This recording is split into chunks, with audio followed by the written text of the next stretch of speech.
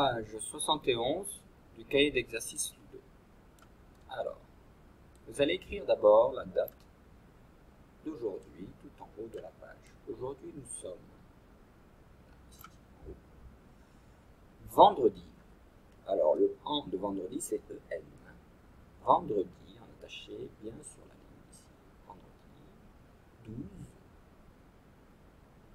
mars 2021. Ensuite, on commence par la lecture de la consigne du premier exercice. Écris les mots en remettant les syllabes dans l'ordre. Étoile. À vous de réécrire le mot étoile en remettant ces trois syllabes ici, là, dans l'ordre, parce qu'elles sont dans le désordre ici.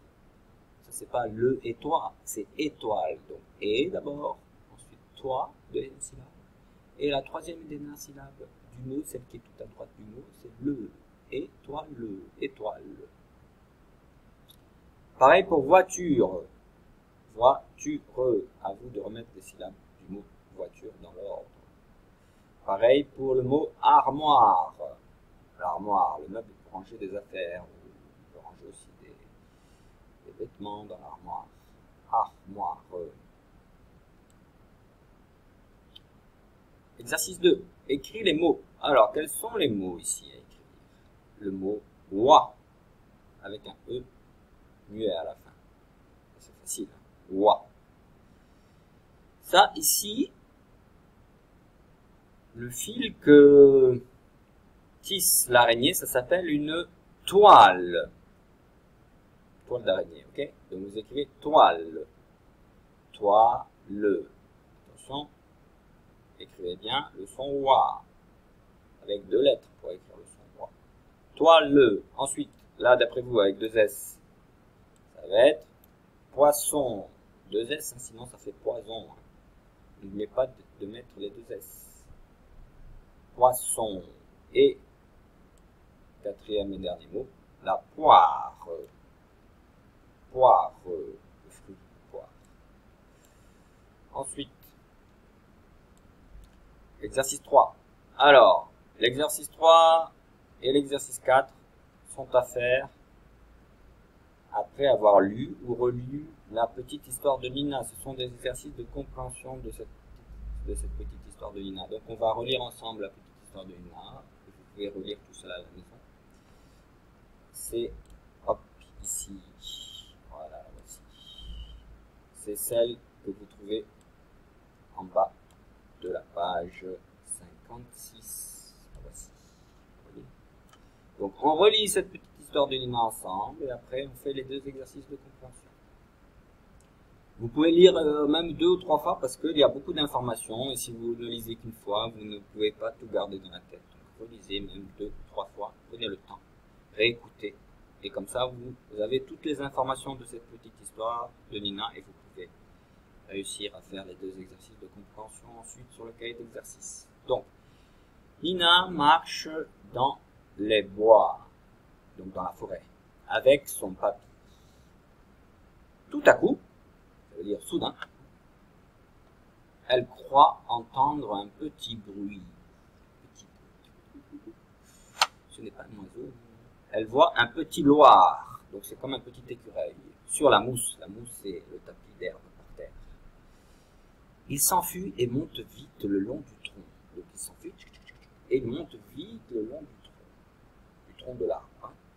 Elle se demande pourquoi le loir est sorti de son abri, c'est-à-dire de sa cachette.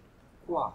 Elle se pose des questions. Pourquoi est-ce que le loir est sorti de sa cachette, de son abri? Pourquoi il n'est pas resté dedans? Parce que quand le froid est installé, ça veut dire quand le froid reste, dure longtemps, les loirs dorment au chaud. Et oui, s'il fait froid, ils ne vont pas sortir de leur cachette. Ils restent à l'abri du froid, au chaud, dans la chaleur de la cachette, de l'abri de l'arbre. Ok, allez, maintenant on passe aux questions de compréhension. Voilà. Donc, toujours page 71. Colorie l'étiquette vrai ou faux pour chaque phrase. Donc il nous faut n'en colorier qu'une seule parmi les deux. Okay, de ces 4 phrases, de ces 4 lignes. avez une seule étiquette à colorier. Donc, Nina marche dans le jardin, dans cette histoire. Petite histoire de Nina. Est-ce que Nina marche dans le jardin? Si vous pensez que c'est vrai, vous coloriez l'étiquette vraie. Si vous pensez que c'est faux, vous coloriez seulement l'étiquette faux. Deuxième ligne et deuxième phrase. Nina voit un renard. Est-ce que c'est vrai ou est-ce que c'est faux? Le loir grimpe le long du tronc. Vrai ou faux? Quand le froid arrive, les loirs dorment au chaud. Vrai ou faux? Alors le tronc c'est ça, hein, vous le voyez? Tronc de l'arbre. Ensuite, exercice 4. Remets ces phrases dans l'ordre en les numérotant. Voilà, il faut bien avoir lu et relu la petite histoire de Nina pour savoir qu'est-ce qu'il se passe au début, qu'est-ce qu'il se passe au milieu de l'histoire et qu'est-ce qu'il se passe à la fin. Comme ça, vous pouvez numéroter, mettre dans l'ordre de la chronologie de l'histoire, du temps. Qu'est-ce qu'il y a au début, à la fin, au milieu, d'accord? Donc quand c'est au début, vous écrivez 1, quand c'est au milieu de l'histoire, 2, quand c'est à la fin de l'histoire, vous écrivez 3, ici, ok? Il y a Nina voit un petit loir, le loir grimpe le long de l'arbre, et Nina marche dans les bois. À vous de bien numéroter. Voilà pour cette page 71. Clé d'exercice.